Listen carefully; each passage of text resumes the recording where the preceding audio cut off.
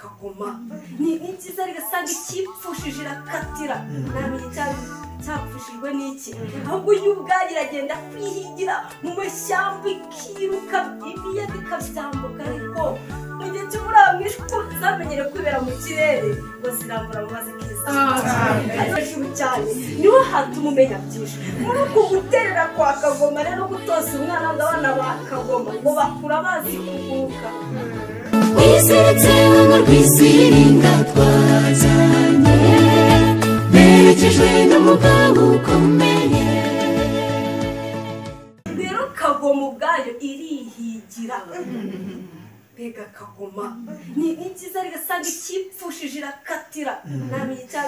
cyapfushijwe n'iki ahubwo y'ubwayo iragenda kwihigira mu mashyamba ikiruka ibiyaga ikabyambuka ariko paka yishakira umuhigo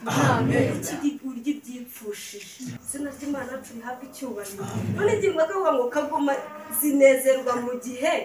cy'umuyaga mwinshi igihe hari imiraba kagoma ntabwo zicika intege kuko rundi ku mwanzuro wo kwibera mu kirere mu gihe cy'ibibazo n'ibigeragezo ahandi twumva ntanzira iby'Imana byakamye bafunze isengero byakomeye kagoma icyo gihe avuga ngo n'ubundi naramenyereye yiziritse kuri Kristo byanze bikuza twanapfa rero kagoma iyo bigeze aho ngaho mu gihe cy'uburamwishe kuko zamenyere kwibera mu kirere ngo zirambura mu mazi kiza ariko ngo bamwe bamenyere kwibera hasi ngo navuga zanyoni z'ibishwi n'udufundi ubwo zirukanka mu isi ngo hasi aho ngaho guha mu kazi ukaduhitara ngo zikiroha mu nyanja ngo nyamara kagoma iri hejuru cyane kagoma nibaza umukristo ufite izi ntwaro enye zo kuguma ku mwanzuro no kunezerwa mu gihe cy'ibibazo n'ibigeragezo ahubwo akaba yuzuye imbaraga kuko abagendana na Yesu Kristo abana nabo igihe cyose wizi nziga dusanga abantu bari mu ruziga rwa Yesu Kristo arabagosa impande n'imana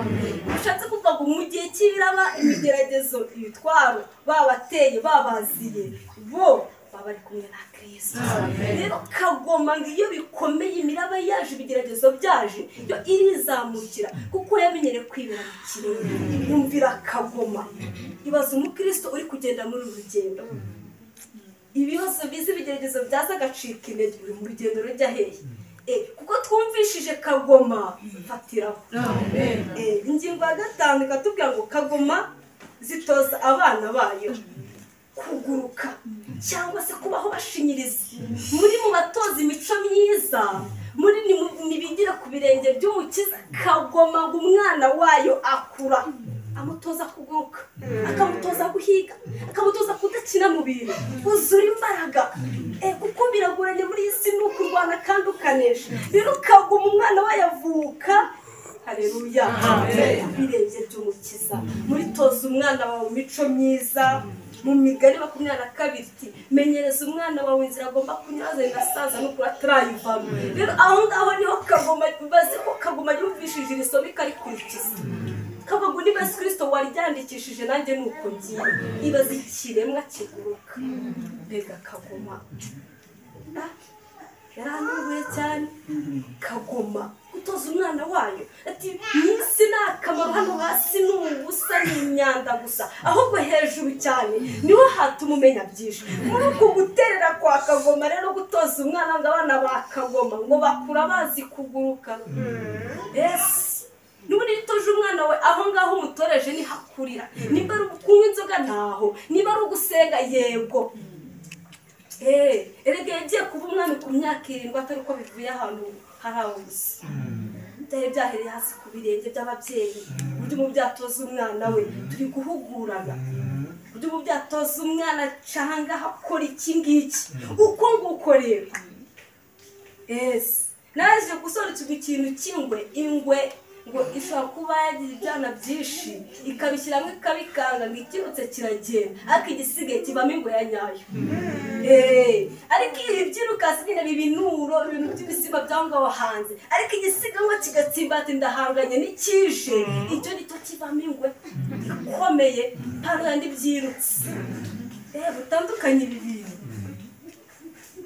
mu gutoza umwana rero aho ngaho aho wamutoreje umwana we ntihazamure ngo mitoza icyana cyayo kuguruka ndetse no kwihigira no kutarya ibyipfushije, igatoza umwana wawe kugira umwanzuro uhamye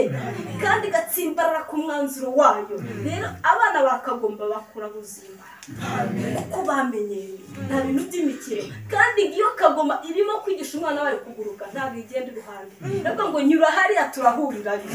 kubera ko nta mikino nta mishiniko muri uru rugendo. Oya, kagoma nta mikino ishyiramo, nabwo ngo ca ahangaha nimba ku mezi 2 imufata bakagurukana, ku mezi 3 bishobora nko ku mezi 5 umwana wafata urugendo akaguruka kandi akagera aho nyine yategetse kagera. Rero aho ngaho watoresha umwana wawe. Iyo kagoma zishaje, haleluya, iyo kagoma zishaje ngo ziri kwitegura gusaza cyangwa se hari icyahindutse ku mubiri, ngo zizamuka umusozi ahatari abantu, ngo zikiherera, ngo zikipfura amababa yayo. Yamara kwipfura amababa ngo ikagenda ngo hagati mu bitare, abana kwa ukuntu bitara rwarisatuye, ngo yaragize ikinjizamo umunwa kwivuna umunwa. Bishatse kuvuga ngo amababa yayo arongera kamera bushya, n'umunwa wayo ukagaruka bundi bushya. Iyo bimaze kugaruka rero ngo kagoma igaruka hasi ari mutaga. Yibajije uburyo kagoma izamuka umusozi ngo hejuru cyane. N'ubundi irandikisha Kristo nandishavuga ngo ni mu nsanga rihereye hatari abantu, mumbwire ibyanyu byose. Kagoma n'umushacitsi intege yumva atanye no rubaga impande yaje, ihita yizamukira umusozi. Mu kuzamuka umusozi mukora akamanuka agacagagura ibikocamye muri kagoma, imbaraga y'Imana ikayuzura, ikagaruka itaraka. Mbega kagoma, ese iyo byacitse intege muri twebwe duhungira ku baturanyi? Ibaze ko kagoma yo yizamukira umusozi, ku musozi neza neza byose birasobanuka, tumunwa ibyashaje bivaho, kagoma ikuzura mwuka wera, umubiri mushya, imbaraga nshya, amavuta mashya, ikamanuka iri mutaraga bagatangara atari gusubira umusaza. Kuko ikimurimo ikiri muri kagoma ubwenge ikoresha. Mbega rero ngiyo kagoma ziri kwitegura gupfa ni icya 7. Iyo kagoma iri kwitegura gupfa ngizamuka umusozi, ikagenda izuba rirasira, ngigahanga amaso mu zuba, ngizuba niryo riyinogonora. Cyaranunguye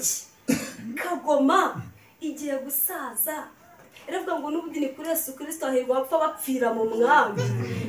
Igahanga amaso yayo mu zuba, ngo noneho izuba ngo niryo ngo kagoma itega amababa. Izuba niryo yinogonora neza ikarambarana. N'ubundi isohoza icyavuzwe ngo hahirwa bapfa bapfira mu mwami, kandi ngo uba mu bwisho bw'isumba byose, kuko n'ubundi iba yarakurikije icyo ngicyo ikabana na Yesu Kristo mu bintu byose. Iravuga ngo rero n'ubundi gupfa no gupfa byarangiye, ariko kuko yabivuze ko nta gucika intege ari ukuzura imbaraga, reka nshohoze icyo yavuze, ikawuzamuka ikazamuka uwo musozi. Ese ntekereza ku cya Mose, ubundi Mose ko yategeza apfira muri mu Bisiraheli mu ishyamba, ahubwo akazamuka umusozi. Ibaze ko na kagoma yizamukira umusozi, kandi kubera iki itajya ijya munsi y'ibiti basinga ibishami by'ibiti bizahubuka ari byo biyinogonora, ahubwo izuba kari byo riyinogonora.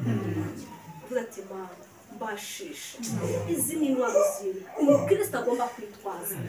Reka Uwiteka tubashe gutemikire kandi tumenye ibihishwe hejuru yo ngo izina n'umugenzi ugisiya n'Imana fasha omaye naruzira bwobasi n'inyaha nisiritse nka rwisiringa twajyanye, merekejwe n'umugabo ukomeye. Inzira yawe zisa mwese, inzira yawe zayibaza umuremyi, zagerayo yarabinyemereye. Nzabona izina ryawe, Elshada y'unyiyo